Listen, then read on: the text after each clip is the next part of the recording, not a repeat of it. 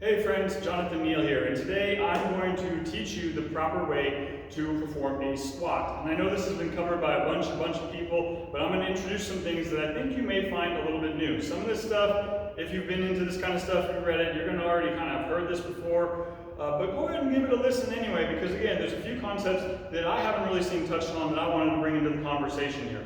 So number one thing about squats, of course, we really want to be putting our weight more towards the heels than the toes. And it's not that we want to be balancing on our heels. Obviously our toes need to be used, but the problem is that most of us have a tendency, because of other posture sources, to shift a lot of weight onto the toes.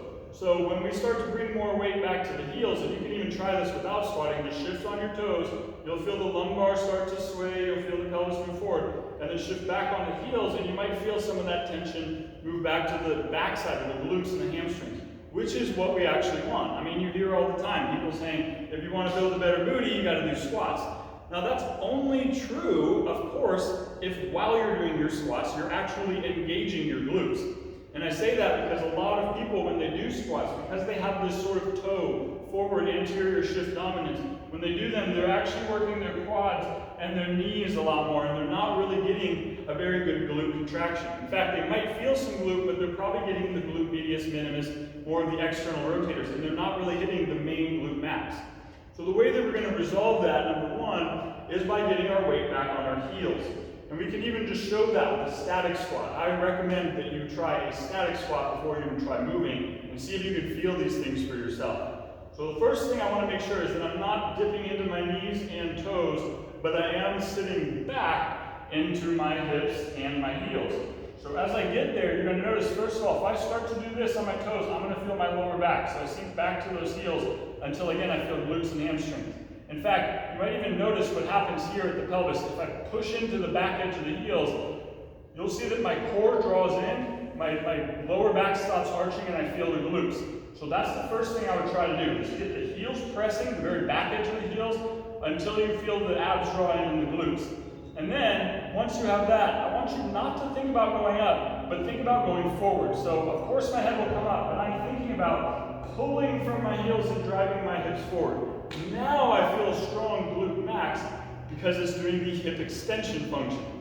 And that's really the thing, the main new thing that I want to bring to the table, this discussion about squats, guys, is that it's not, we don't really need to think too much about down and up. You will go down and up, but what we really want to shift our focus, our mind's focus onto, is the back and forth. That what I'm really doing is hip flex, hip extend. I'm going into hip flexion, which means I'm pushing my butt back, and then I'm going to extend that hip forward. The reason being that your glute max, the main part of the glute max that we're trying to activate anyway, functions in hip extension. This means that its job is literally to push forward and bring your hips straight here and your back up tall. So, try this again. Now we're going to just give it a shot. I'm wading into my heels. I'm going to squat back, down. Make sure at the bottom that I'm pushing in the heels, getting those glutes. And then as you come up, think about driving your hips forward and squeezing your butt. Let's try 4 of those. Back, pause, heels engage, abs in, drive the hips forward, feel your butt right in the middle of the butt. 3 more. Down, pause, engage, drive forward, feel those glutes. Back of the heels, almost like you're trying to leap forward, you're going to pull back. Drive forward with the hips. Push back, stretch the butt, and then squeeze your butt. This idea that we're focusing on the horizontal movement more than the vertical is really, really important for many reasons. But the main one is that it's just going to make it a lot easier to get that glute max function. And that glute max, not only is it about building a nicer booty, which is great, but also the glute max, when it doesn't work, leads to all kinds of back problems. Shoulder problems even, neck and lower back get a lot of pressure when the glutes aren't there. But when you get those hip extending glutes engaged, that posture comes up nice and tall and the lumbar doesn't take that pressure.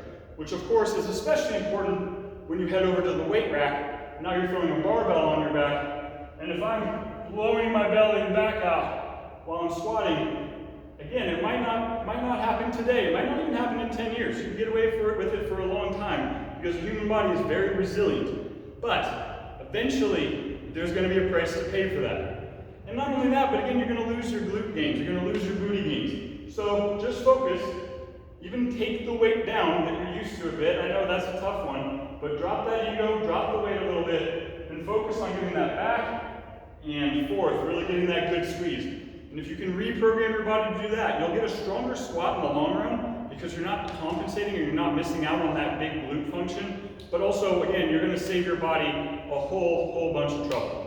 So that's what I wanted to bring to the table in the discussion about squats. I know they get talked about all the time, but I haven't seen this one out there a lot. So tell me what you think in the comments. Tell me you think I'm wrong or that I'm right, whatever you want to say. But I'm open to discussing it with you guys. But I think this is something you should really try first, because if you do, you'll feel what I'm talking about. You'll feel that strength from the glutes. It'll change your back, it'll change your hips, and it'll change your squat, and you'll get better gains. So again, this has been Jonathan. I hope that you can really take that and put that to use and get some good results out of it. I'll see you guys next time. Thanks for watching. Peace.